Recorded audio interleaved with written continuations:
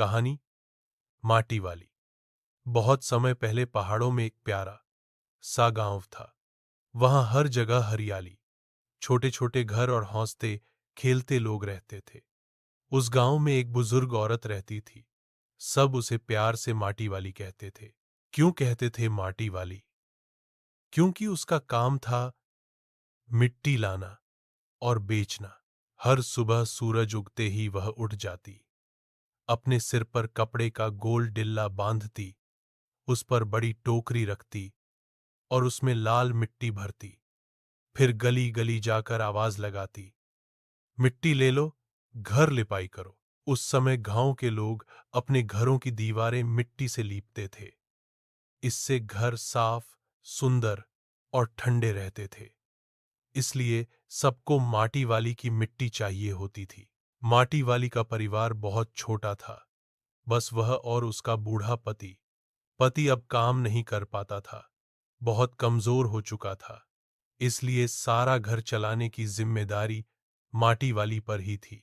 दिन भर मिट्टी बेचकर जो पैसे मिलते, उससे वह बाजार से 2-3 रोटियां और कभी प्याज खरीद लाती।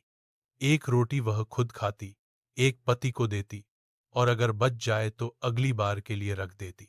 जिंदगी बहुत साधारण थी, लेकिन माटी वाली मेहनती और संतोषी थी। फिर एक दिन कुछ ऐसा हुआ जिसने उसकी दुनिया बदल दी।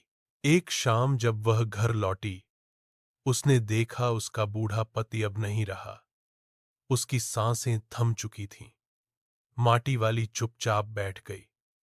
उसका सबसे बड़ा सहारा चला गया था। अब वह बिल्कुल अकेली रह गई थी, लेकिन उसने हिम्मत नहीं छोड़ी।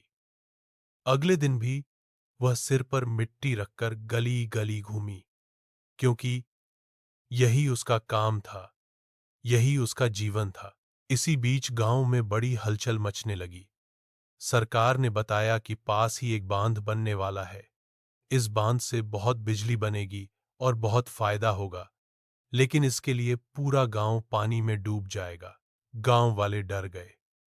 सब अपने अपने घर छोड़कर नई जगह जाने की तैयारी करने लगे। कोई अपने घर का सामान बांध रहा था, कोई जमीन के कागज ढूंढ रहा था। तब अधिकारी गांव में आए और बोले, जिसके पास अपने घर और जमीन का कागज है, उसे नई जगह घर मिलेगा। गांव वाले जल्दी जल्दी अपने कागज ले आए। सबको नई जगह पर बसाने की बात होने लगी। फिर अधिकारी माटी वाली के पास पहुंचे और बोले, अम्मा, तुम भी अपने घर का कागज दिखाओ। माटी वाली चुप रही। फिर धीरे से बोली, मेरे पास कोई कागज नहीं है। मेरा कभी कोई घर नहीं था। मैं तो बस मिट्टी बेचकर जीती रही। अधिकारियों ने कहा, तो फिर तुम जहां चाहो चली जाओ। हमारे पास तुम्हारे लिए कुछ नहीं है। बच्चों, जरा सोचो।